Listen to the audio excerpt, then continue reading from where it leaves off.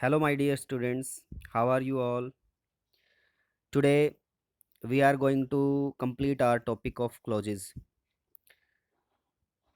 We have done 5 parts of adverb clause, and next 5 parts we will complete in this video. And today, we'll start with adverb clause of purpose. As its very name suggests, purpose, uddeshya. This subordinate clause tells us about the purpose of the action of the principal clause. You must distinguish between the adverb clause of reason and adverb clause of purpose. In adverb clause of reason, we use three conjunctions: as, since, and because. These three conjunctions, as, since, and because, these three conjunctions are used in adverb clause of reason that we have already done. But in this clause, adverb clause of purpose, we use so that, in order that और लेस्ट। ये चार conjunction use होती हैं, तो conjunction से आपको पता लगना चाहिए कि एडवर्ब क्लोज ऑफ रीजन और एडवर्ब क्लोज ऑफ पर्पज में क्या डिफरेंस है। कंजंक्शंस अलग यूज होती हैं, दिखने में एक जैसे लगते हैं, बहुत सारे स्टूडेंट्स इसमें मिस्टेक्स भी कर देते हैं पहचानने में। So take care of it, conjunction पर ध्यान रखना आप। Let us take the examples. We eat so that we may live. So that here is a subordinating conjunction, and with it our subordinate clause begins. So that means ताकि हम खाते हैं, so that ताकि we may live, ताकि हम जी सकें। यहाँ पर आप कैन भी यूज कर सकते हो, but generally may he use होता है इस तरह के सेंटेंसेस में। इस चीज़ का ध्यान रखना। कभी कभी ये सेंटेंस ऐसे भी आ जाता है कि यहाँ पे सेकंड फॉर्म आ जाए, eight. If we find 8 here, then we have to use might here. Instead of may, we should use, if we find 8 here, we have to use might here, because मे की second form तो might है। अगर ईट की second form आ गई तो इधर मे की second form might आनी चाहिए। अब मैंने आपको बताया था कि यहाँ पर कैन यूज कर सकते हैं, तो वहाँ पर सेकंड फॉर्म आ जाएगी तो क्या यूज़ करेंगे, कुड। ध्यान रखना इस चीज़ का कि अगर वहाँ पर सेकंड फॉर्म है तो कुड यूज कर सकते हैं और माइट यूज कर सकते हैं, और अगर फर्स्ट फॉर्म है तो मे और कैन यूज कर सकते हैं। But keep it in your mind, may और माइट ही जनरली यूज किया जाता है। बट स्पोकन में आजकल लोगों ने करना शुरू कर दिया है use, that is also considered. He studies hard in order that, don't think that in order that and so that are different thing, they are same. यहाँ पर आप इन ऑर्डर दैट यूज कर सकते हो, we eat in order that we may live. और यहाँ पर आप सेकंड सेंटेंस में यूज कर सकते हो, ही studies hard so that he may get good marks. So that and in order that are the same things, एक ही मीनिंग है, इसका मीनिंग भी ताकि है। So he studies hard in order that या so that he may get good marks. This is our purpose. वो क्यों पढ़ता है उसका पर्पज यहाँ पे पता लग रहा है, और इस सेंटेंस में पर्पज सो दैट के बाद वाले पार्ट में पता लग रहा है। पढ़ने का खाने का पर्पज क्या है, यहाँ पर पढ़ने का पर्पज पता लग रहा है, अच्छे मार्क्स लेना। अब इन दोनों ही सेंटेंसेस में I would like to tell you, दोनों ही सेंटेंसेस में अगर दैट लगाएं हम, only that, that is also correct. So that, in order that and that, all these three conjunctions have the same meaning. But that एक ऐसी conjunction है जो बहुत सारे क्लोजेज में यूज होती है, तो आपको ध्यान रखना है कि क्या डिफरेंस है दैट का। जब ये नाउन क्लोज में आता है तो इसका मीनिंग होता है की। जब ये एडजेक्टिव और रिलेटिव क्लोज में आता है तो दैट का मीनिंग होता है जो या जिसने। For example, the boy, the boy here, that का एग्जाम्पल ठीक नहीं रहेगा। The boy who helped you, ये तो ठीक है, बट मैं दैट का देना चाहता था आपको। दैट का एग्जाम्पल होगा the ball that you gave me has been lost. वो बॉल जो तुमने मुझे दी थी, तो यहाँ पर दैट का मीनिंग की नहीं आया, जो आया। सो रिलेटिव क्लोज में या एडजेक्टिव क्लोज में जो मीनिंग आएगा, नाउन क्लोज में की आएगा। और यहाँ पर अगर हम दैट वाला एग्जांपल ले, देखो ये फोर्थ सेंटेंस है, soldiers die that the country may live. Now look at this sentence, that से स्टार्ट हो रहा है। Here we can use so that, in order that, and that. All these three conjunctions can be used here. Soldiers die so that the country may live. Soldier इसीलिए मरते ताकि उनका देश जी सके। Soldiers die in order that the country may live, और soldiers die that the country may live, ताकि। यहाँ पर दैट का मीनिंग ताकि आ रहा है, अंडरस्टूड है। तो अब ये समझ जाओ, यहाँ पर सो या इन ऑर्डर है, दैट से पहले अंडरस्टूड है, या तो सो लगाओ या इन ऑर्डर लगाओ। Are you getting? Now third example, run fast lest you should miss the train. ये जो सेंटेंस है, इसमें जनरली क्या मिस्टेक करते हैं लोग, लेस्ट जो है, लेस्ट का मीनिंग नेगेटिव में आएगा। लेस्ट से स्टार्ट हो गया हमारा सबऑर्डिनेट क्लॉज। ये मैंने आपको सबऑर्डिनेटिंग कंजंक्शंस की लिस्ट में नहीं दिया था, लेस्ट जो कंजंक्शन है मैं भूल गया इसको देना आपको, बट इसको आप वहाँ पर शामिल कर लेना। Lest is also a subordinating conjunction, और लेस्ट से स्टार्ट होने वाला क्लॉज ऑटोमेटिकली सबऑर्डिनेट क्लॉज हो गया।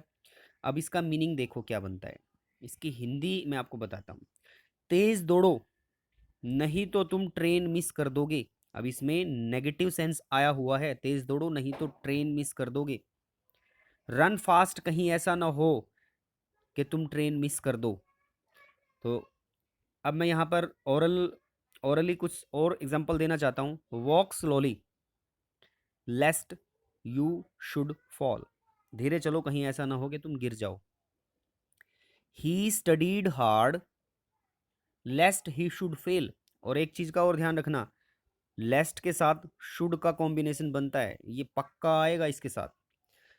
Run fast lest you should miss the train, study carefully lest you should fail, walk slowly lest you should fall down, sleep early lest you should get up late. I think you are getting it. तो negative sense जाएगा बाद में। Fast दौड़ने से कभी train miss नहीं होती। Miss the train, you should miss the train, generally लोग इसकी गलत हिंदी बनाते हैं कि तेज तेज दौड़ो नहीं तो ट्रेन मिस कर देनी चाहिए, कुछ इस तरह से बनाते हैं। लेकिन इसका ध्यान रखना, रन फास्ट कहीं ऐसा ना हो कि तुम ट्रेन मिस कर दो। Study carefully lest you should fail, miss word आया हुआ है, फेल वर्ड आया हुआ है, तो वो नेगेटिव सेंस में जाता है, इसलिए इसका ध्यान रखना। So this is the adverb clause of purpose. These four conjunctions are used in it: so that, in order that, and lest. Let us do the next adverb clause, and that is adverb clause of condition. शर्त। Principal clause में जो काम हो रहा है, या जो काम हुआ है, या जो होगा, उसकी वो एक किसी कंडीशन पे होगा। वो कंडीशन क्या है? This will be told to us by the subordinate clause. Let us take the example. If you work hard, you will pass. So you can easily distinguish which one is subordinate clause here. We have two clauses here. First one this, second one this. Which one is subordinate clause and which one is principal? This is principal क्योंकि ये किसी conjunction से start नहीं हो रहा है, and this is subordinate clause because it is beginning with if. If is a subordinating conjunction. So if से begin हो रहा है, subordinate clause है। This is principal clause. और जब ऐसा होता है कि सबॉर्डिनेट क्लॉज बिगिनिंग में आता है, तो कंजंक्शन दोनों क्लॉजेज के बीच में कोमा लगता है। देखो यहाँ पर कोमा लगा हुआ है। Now you will pass, principal clause में बोला you will pass, but condition है if you work hard. So this subordinate clause is telling us the condition, कि इस कंडीशन पे पास होंगे अगर मेहनत करो तो। Now I would like to tell you one more thing. इस तरह का जो सेंटेंस होता है, इसमें अगर इफ़ के साथ फर्स्ट फॉर्म आ जाए, this is the first form, तो यहाँ पर आपको विल के साथ फर्स्ट फॉर्म लगानी है या शेल के साथ फर्स्ट फॉर्म लगानी है। If we find second form here, we have to use would here, would plus first form. And if we find had plus third form, if you had worked hard, if you had worked hard, you will की जगह आ जाएगा would have passed, would have passed। so take care of it। ये conditional sentences होते हैं, और conditional sentences में if के साथ फर्स्ट फॉर्म आती है तो सेकंड पार्ट में विल और शैल plus first form. If if वाले पार्ट में सेकंड फॉर्म आती है तो उधर वुड के साथ फर्स्ट फॉर्म या कुड के साथ फर्स्ट फॉर्म या माइट के साथ फर्स्ट फॉर्म, जनरली तो वुड ही होता है। अगर इफ़ के साथ हैड प्लस थर्ड फॉर्म आ जाए, थर्ड कंडीशन, तो वहाँ पर would have plus third form आएगी, would have passed. I think you have got it. Second example, you can not succeed unless you work hard. This is the subordinate clause, analysis start हो रहा है। तुम सफल नहीं हो सकते जब तक तुम मेहनत ना करो, this is the condition. So for getting success you have to work hard. You can take one more example, I won't go to his party unless he invites me. शर्त यह है अगर वो इनवाइट करेगा तो ही जाऊंगा मैं। I won't go to his party unless he invites me. और इस तरह के सेंटेंसेस में नोट नहीं यूज होता है, बट होता है ये, नेगेटिव सेंस में जाता है sentence. Let us take the third example, you can play here provided और provided that both conjunctions can be used here. Provided, provided that, on condition, you can play here on condition, दोनों meaning दे रहे हैं कि condition ये है बशर्ते you do not damage the plants, तुम यहाँ खेल सकते हो, शर्त ये है कि तुम डैमेज ना करो प्लांट्स को। You can stay in my room, next example I am giving you, you can stay in my room provided और provided that you don't make any disturbance। So you have got it, these are the conjunctions which are used in this clause, adverb clause of condition। next, adverb clause of contrast। Contrast का meaning आपको पता होना चाहिए, बिल्कुल opposite, जैसा expect किया जाता है उसके बिल्कुल opposite. This subordinate clause creates a contrast with the principal clause, और we can say it is completely opposite to what is expected. जो हम एक्सपेक्ट कर रहे हैं उसके बिल्कुल अपोजिट दिखाएगा ये सबऑर्डिनेट क्लॉज। प्रिंसिपल क्लॉज को देखने के बाद हम जो एक्सपेक्ट करेंगे उस एक्सपेक्टेशन को बिल्कुल, उस एक्सपेक्टेशन के बिल्कुल अपोजिट दिखाएगा। How, let us take example, although he is week,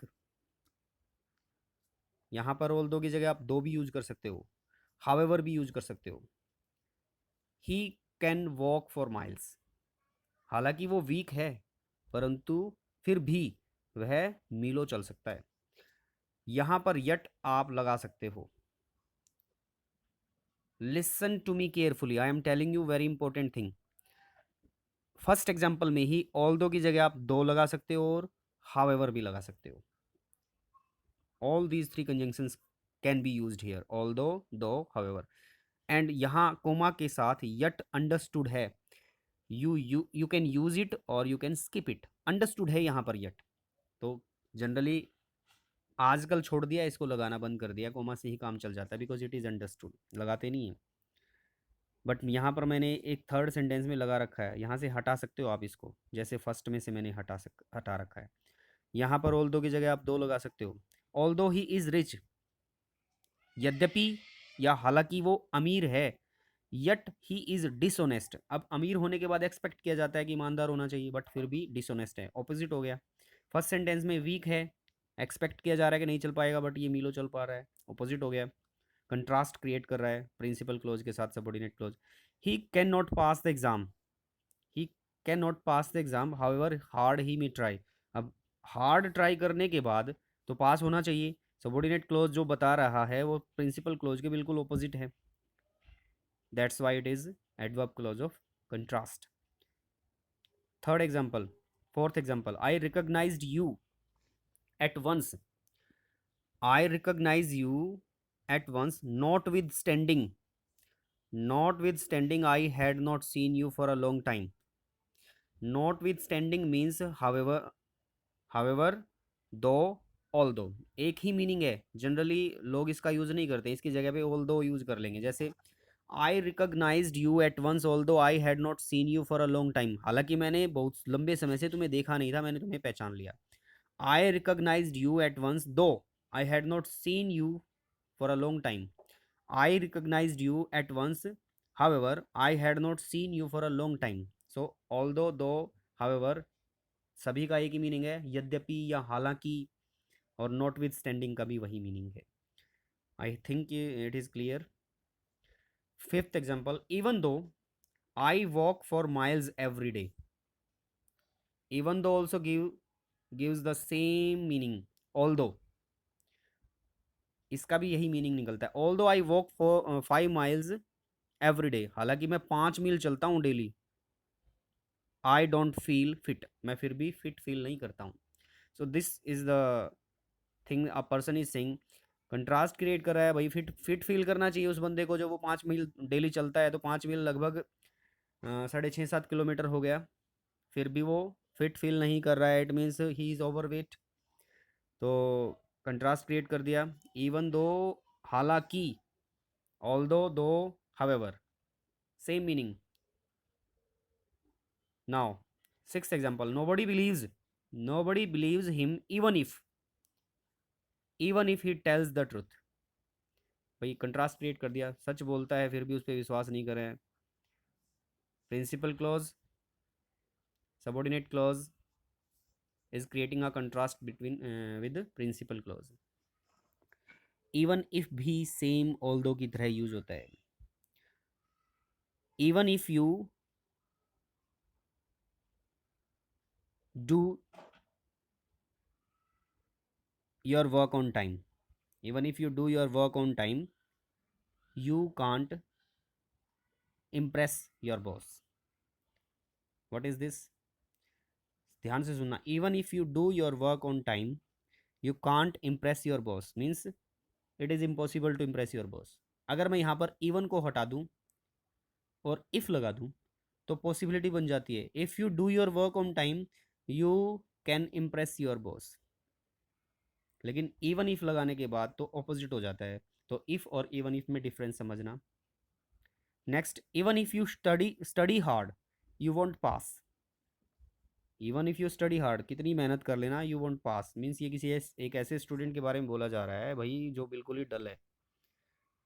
हालांकि इतना डिमोरलाइज हमें किसी को करना नहीं चाहिए, और टीचर्स तो जनरली ऐसी बात बोल ही नहीं सकते हैं, अगर बोलते हैं तो वो गलत है।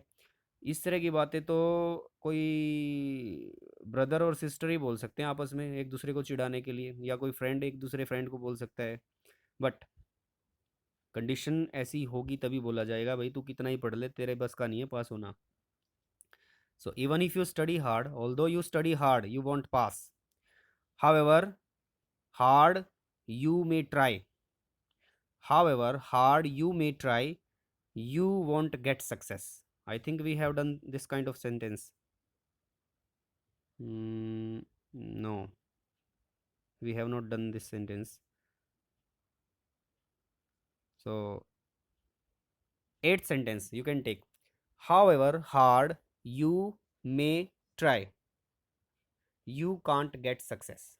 So, what is the meaning? भाई कितनी मेहनत कर लो तुम सफलता हासिल नहीं कर सकते। This is being told to a student who does not have any kind of intelligence।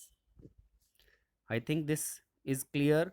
Subordinate clause principal clause के साथ कंट्रास्ट क्रिएट करता है, that's why it is called adverb clause of contrast. Next, adverb clause of comparison. So we make a comparison here, and principal clause और subordinate clause में comparison होता है।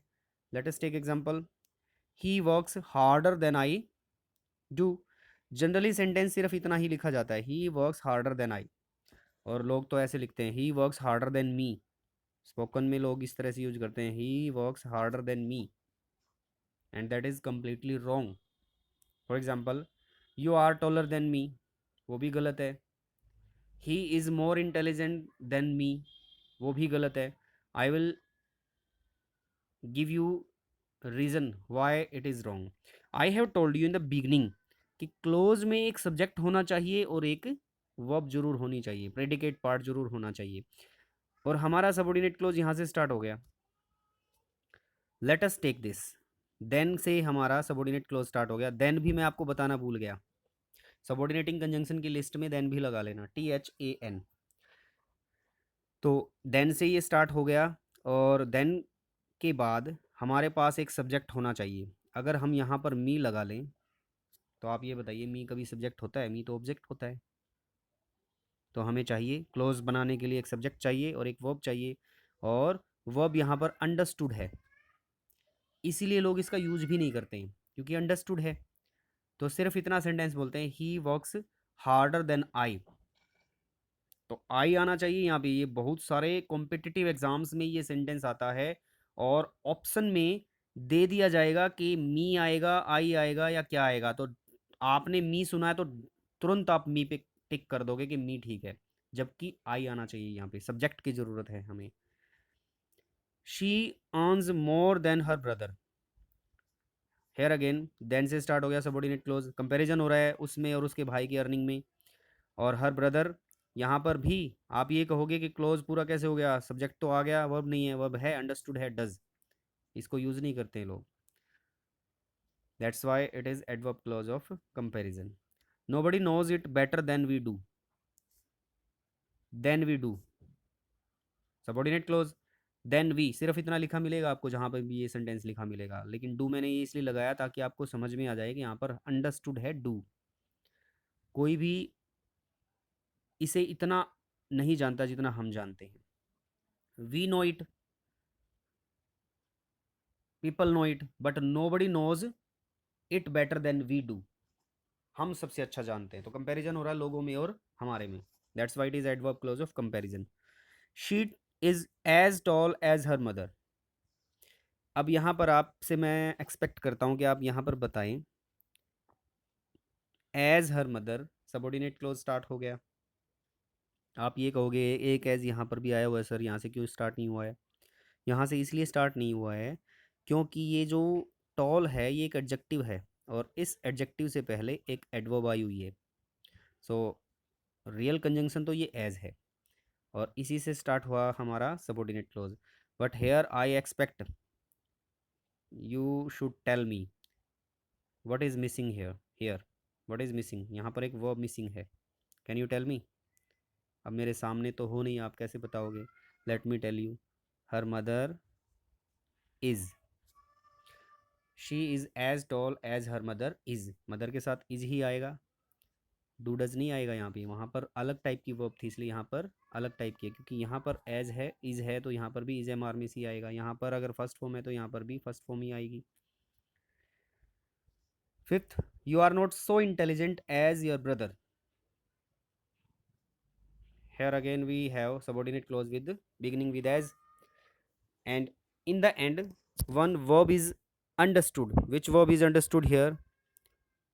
Your brother is, that is understood, but we don't use it because we know it is there.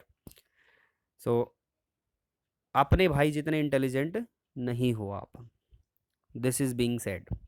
ये ऐसा कहा जा रहा है. कंपैरिजन हो रहा है दो भाइयों के बीच में या फिर एक भाई और एक बहन के बीच में. Next, Reena is taller than Meena. Here again we have is. Understood है ये, तभी तो क्लोज पूरा बनेगा. देन कंजंक्शन हो गई, मीना सब्जेक्ट हो गया और इज वर्ब हो गई. वर्ब तो होनी चाहिए, डेफिनेटली होनी चाहिए. Verb verb part predicate part होता है. बट ये अंडरस्टूड है इसलिए इसको ओमिट कर देते हैं, लिखते नहीं है क्योंकि सभी को पता है यहाँ पर अंडरस्टूड है. तो दोनों बहनों के बीच में कंपैरिजन हो रहा है, रीना और मीना के बीच में. Reena is tall, Meena is tall, but Reena is taller than Meena. We can also make this sentence like this. Meena is not so tall as Reena. जब आप नेगेटिव में बनाओ तो सो के साथ not. Meena is not so tall as Reena.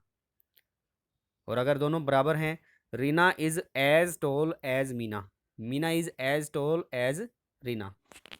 I think you have got it. Adverb clause of comparison. Next, last, clause of the day, adverb clause of extent, विस्तार, proportion, कहाँ तक है सीमा, कहाँ तक है हद किसी चीज़ की. This subordinate clause tells us about the extent or proportion, matra of something. Let us take the examples. As far as I know. So here we are beginning with subordinate clause. As far as is the subordinating conjunction. As far as I know, he has gone to his home. जहाँ तक मैं जानता हूँ, मेरी सीमा जहाँ तक है जानने की, मेरी जहाँ तक मेरी लिमिट है जानने की, मैं इतना जानता हूँ कि वो जा चुका है. This is the principal clause and this one is subordinate clause and this is adverb clause of extent. Next example is also the same. So far as I know, as far as I know, so far as I know, same चीज़ है. जहाँ तक मैं जानता हूँ, they didn't make any plan, उन्होंने कोई plan नहीं बनाया था. जहाँ तक मैं जानता हूँ, उन्होंने कोई प्लान नहीं बनाया था. तो this is being told here, सीमा लिमिट यहाँ पर बताई जा रही है जिस चीज़ की नॉलेज है. That's why it is called adverb clause of extent or adverb clause of proportion. So I have taught you adverb clause. I have completed it. Hope you also have completed it. You also have uh, studied carefully. Still, I would like to tell you something. Online पढ़ाना, YouTube पे पढ़ाना is not as efficient as teaching student standing before them, because we have a limit of facts that we can express here. तो कोशिश मैंने की है कि आपको पूरी नॉलेज दी मैंने. फिर भी अगर आपको कोई कहीं पर डाउट रह जाता है, you can ask me and will meet on Monday now, and I will come with a new topic. Till then, take care students, bye.